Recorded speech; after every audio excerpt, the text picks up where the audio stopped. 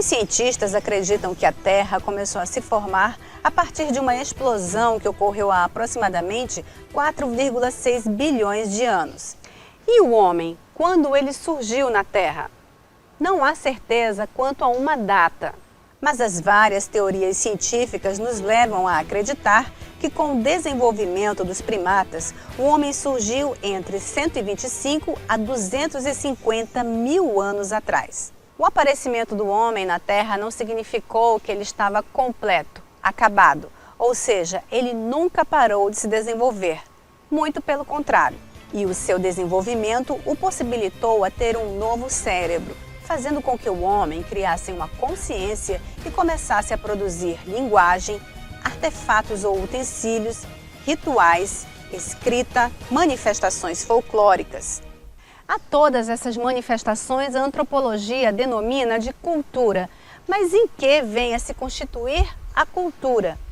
A atividade física, os esportes, os jogos, as danças, são atividades tradicionais do homem que nas sociedades simples elas tinham como principal característica a sobrevivência através da caça e da pesca, a luta, né, as atividades da guerra, a preparação para a guerra e as atividades ritualísticas, né, celebrar uma colheita, celebrar uma grande vitória, chorar os seus mortos, que todos eram feitos através de atividades físicas, notadamente as danças, as disputas entre os indivíduos participantes daquela sociedade.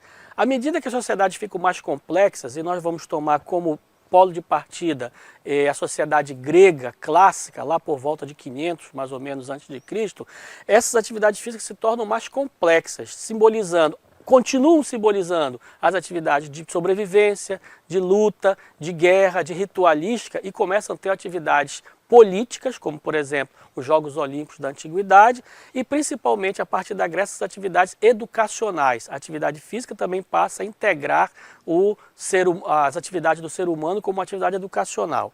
Passado um pulo muito grande até o século XX, aparece um novo fenômeno chamado esporte moderno ou esporte contemporâneo, que tem o seu marco nos Jogos Olímpicos da Era Contemporânea, em 1896, e a partir daí as atividades esportivas passam a ter novos significados para o ser humano, sejam os significados da saúde, os significados do lazer, os significados da política também, hoje em dia os significados dos negócios. Então a disciplina de dimensões socioantropológicas do esporte procura tratar o esporte moderno dentro dessas concepções contemporâneas, né, do que ele significa, de todos os seus valores e seus significados para o ser humano, além daqueles já tradicionais aspectos biológicos. Então nós vamos enfocar principalmente o que significa o esporte para a sociedade contemporânea, quais são os objetivos dele, o que as pessoas esperam dessas atividades esportivas. Os parâmetros curriculares nacionais, eles colocam como conteúdos as danças, os jogos, os esportes, as lutas e as ginásticas. Esse é o conteúdo que o professor vai desenvolver nas suas aulas de educação física. Ora, todas essas manifestações são manifestações que têm bases culturais.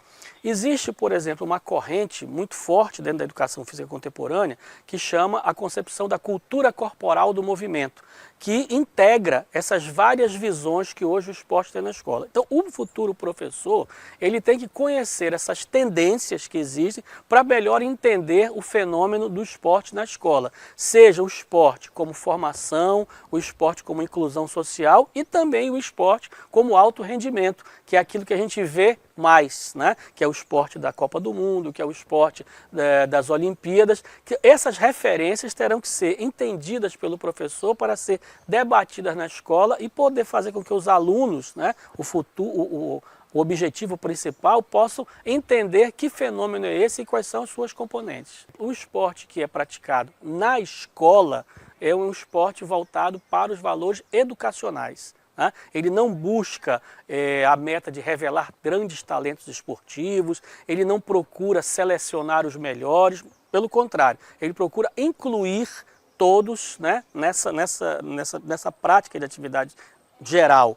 Agora, como é que ele vai incluir isso? Através de jogos, de brincadeiras, de ginástica, de esportes, em que o aluno, a criança, o jovem, desperte para aquela atividade, tenha interesse para aquela atividade, para que no futuro, primeiro, ele possa ser um cidadão autônomo, ele possa levar essa prática esportiva, essa prática de atividade física regular para a vida dele toda. Então, quando ele estiver com 18, 19, 65 anos, ele continue a fazer essa prática de atividade física, sabendo quais são os benefícios dela para os vários aspectos da sua vida. Por outro lado, também apresentar aquelas pessoas que têm um talento especial para a prática esportiva, que elas possam procurar também nessa prática esportiva a realização dos seus sonhos, assim como um grande artista da música, assim como um grande artista de artes plásticas. Então, a função do professor é despertar esse interesse através de várias estratégias e várias técnicas, uma das quais a apresentação de filmes, a discussão de textos, a realização de quadros de teatro. Isso tudo será matéria específica da disciplina de dimensões socioantropológicas que o professor poderá desenvolver na sala de aula. Agradecemos as explicações do professor sobre o assunto. Até a próxima aula.